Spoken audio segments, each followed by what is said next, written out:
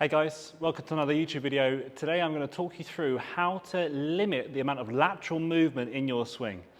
Excess lateral movement or sway can really affect the quality of your ball striking. So if you struggle with early ground strikes, topping and thinning, this can really help you with one very simple drill that we can all do from home that will basically guarantee it will stop your lateral movement. So sit back, enjoy, and I hope it helps. Okay, so swaying can really, as I said, affect the quality of the ball striking.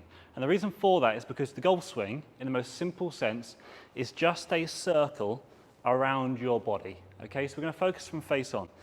Every circle has a lowest point to it. And we would ideally like to keep that low point between 2 to 5 inches after the golf ball.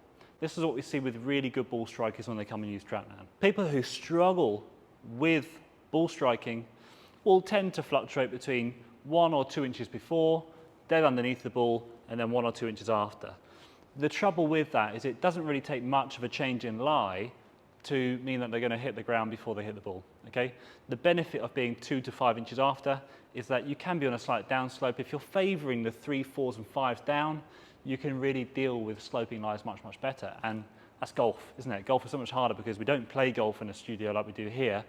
We're on a course, sloping lies, different holes. It's much more difficult. Imagine if you've got excess movement from right to left in your golf swing, how much the circle's low point moves. But we've all been told, I was told when I was a junior, you know, load weight into your back foot and then throw it onto your front foot. But that's really not an efficient way to create a consistent low point. What ideally we'd like to do is get set up to the ball, make a backswing where we rotate into our backswing. Okay, it's important that we're not just going to stay static. We are going to replace lateral sway with rotation. So we can coil around our body and be much more effective at delivering a much later low point, time and time again. So let's say, for example, you have too much lateral movement off the ball in the backswing. It's very likely that you are using your lead foot to try to push yourself to get weight, mass over this back foot. The drill I'm going to show you in a minute will actually show you the complete opposite. Okay? It will show you how to load into your trail foot without having to just throw weight on top of it. This will always end up in you feeling as if you are using your right foot to push yourself slightly to the left of the ball. Okay, so this isn't just as simple as putting weight on your front foot and keeping it there. This is a much more dynamic and free-flowing way to develop a much more centered backswing.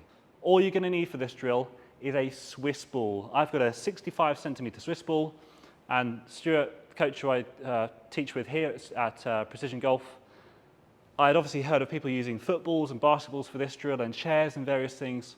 He showed me how to use the Swiss ball, and it's so much better because it compresses. Okay, so all you're going to need to become a better ball striker is a Swiss ball. This is a Swiss ball. We've pumped it up, but not all the way, so it has some compression to it. All you need to do is find an empty wall with a golf club, if you're allowed to in the house, and I want you to place the Swiss ball on your left hip. Okay, when you're in your setup, it's very important. Try not to lean against it in your setup. Okay, I want you to take a nice neutral, weight even setup, but the ball is just resting on your left hip and up against the wall. Okay, what I want you to do first is make a backswing where you just try to squeeze the ball against the wall. Okay, when you do that, you'll find the sensation is that you're using your right foot more than you are your left foot. So that's our way of loading into that trail foot. No longer will you be trying to get weight onto that back foot and shifting laterally. Just do that for 3 or 4 reps. That's purely to give yourself the feeling of loading into the trail leg. The really important part, like I said earlier, is not just trying to stay static, but replacing the lateral movement with rotation. So in your setup, I want you to very simply feel that as you go back into your backswing, you are going to try and squeeze the ball, just a smidge, and roll the ball in front of you. Okay, so you're going to swing the club up, and we are squeezing and rolling. Look at the amount of rotation I've added into this trail hip, and I'm not falling forward, okay? We're not reverse pivoting. We are purely trying to squeeze our left hip against the ball and roll it along the wall in front of you, okay? We're going to go down the line just to show you the other benefits and how this can actually really help you if you're struggling with a outside-inside path or struggling with a steeper downswing. So from down the line, we're going to try and do the same thing. Now, a lot of the time when people have lateral sway away from the ball with their pelvis, I did another video where it gets them into reverse pivot, but you can imagine when I sway the pelvis away from target, it often means we lift our arms too much into our backswing. What this will start to do, and look at the difference this makes. So as I start to feel as if I squeeze and roll the ball, look how it creates a much deeper rotation of my torso and my shoulders. And now look at the backswing I'm able to get. You can imagine from here it's much easier to get that club to come down on plane than it is from up here, okay?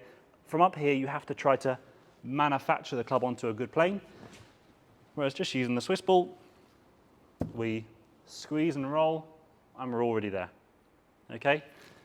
This drill, I promise you guys, will make the biggest difference to your ball striking, because making a center backswing isn't just as simple as trying to stay still. People who try and stay still or just try and set up with loads of weight in their front foot generally struggle with lower back pain and various things because they're trying to turn their shoulders without turning their hips. Whereas this, if you struggle with back pain in your backswing, this can really help because you start moving your knees, hips, shoulders and arms all together with a little bit of separation, so there's no excess pressure running down the spine. So I hope you're all going to jump online after this video and find yourself a Swiss ball. They are by far the best training aid that I use with my clients here in the studio at Precision Golf. So thank you, Stuart, for introducing me of how to use a Swiss ball and why it is so much better than getting yourself up against the chair, up against the bench, all of this stuff you see online. The Swiss balls are so good because they have some compression, okay? And it's also a different way of working your mind because you're actually trying to achieve a task. And I think when you're making swing changes, it's great if you can link it to just achieving a task because you will organize movement around the clear intention. So you don't have to get a 65 centimeter one. You can also get smaller versions, but just a Swiss ball is so important. Ideally, you would use it before every range session. If you get a small one, you can always take it to the driving range with you. But hopefully, with a bit of luck and a bit of repetition, you'll start to feel that actually the backswing feels much freer and that you can rotate into your backswing and not come off the ball too far. So it should end up looking like little like that. I mean, a bit skinny, but 3.5 degrees down on the ball. I can assure you if you're struggling with low point and you struggle with sway, this drill can really help you.